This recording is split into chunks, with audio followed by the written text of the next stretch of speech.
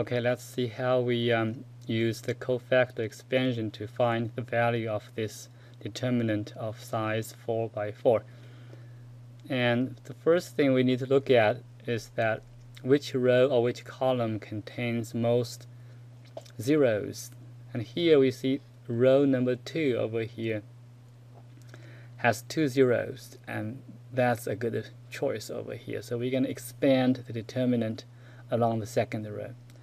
If we do that, then we need to look at this is 0, so there's nothing going on. So we have simply 0 over here and times whatever we have over here. Really doesn't matter. Now look at this -1. -1 is on the diagonal, so we have the positive sign for the cofactor. So we have plus -1 is the entry, and multiplied by the submatrix obtained from the original matrix by deleting this column over here, and this row. So we have first row, now we have 2, 2, 5, right? And then second row is gone, and third one we have 4, -1, and 0, and then we have last one, we have 1 and -3 and -1. Okay, so next entry again is 0, so we have something like this, but it's negative, but doesn't really matter if it's negative or positive. It's always going to be 0, so we don't have anything over here. Okay, and then the next one is going to be positive again, positive, and we have 1 times this determinant. Remove the second row, last column, so we have 2, -3, and 2, and then we have 4 and 3, -1, and we have 1, 1, -3. Okay, and we can see here, if we delete this column and this row over here, this matrix is what we have. Okay, now we have 2 3 by 3 determinants to find the value, and we do it very carefully. And we said for 3 by 3, a lot of times we can simply use the formula. So let's try. Along the main diagonal, multiply them out. So 2 times -1 times -1. Let's first write down. So but this negative sign, put it outside. Okay, and then we have positive terms over here. 2 times -1 and times -1. That's a positive term. Now another positive term is 2 times 0 times 1. So that's going to be 0. We can forget that. And then we have 4 times 5 and times -3. And that's another positive term. So it's going to be 4 times 5 and times -3. Okay. And these are 2 positive terms. Now we look at the negative terms. Okay, this over here we have 1, -1, and 5. So it's going to be simply -1 times 5.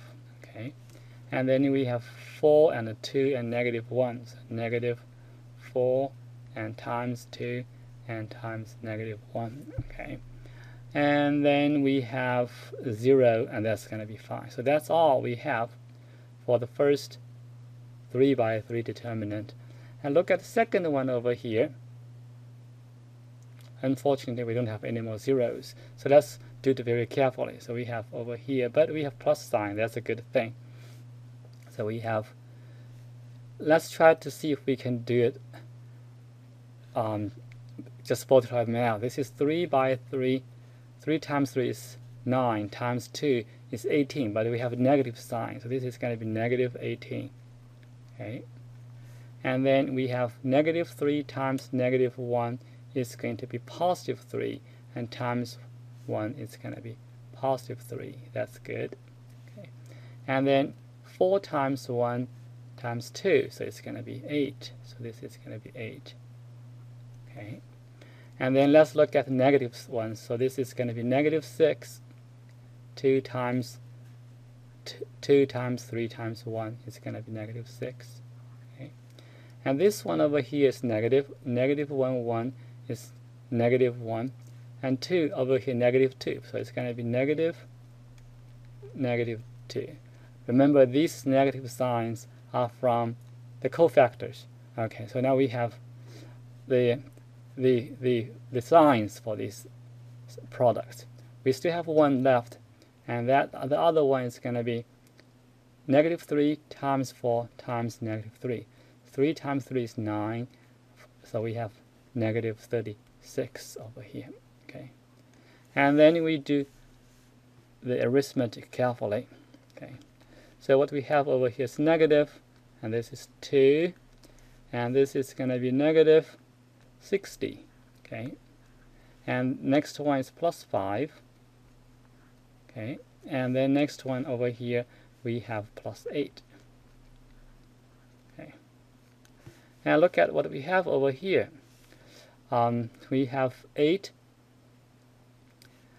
negative 10, and plus 3 is going to be this over here.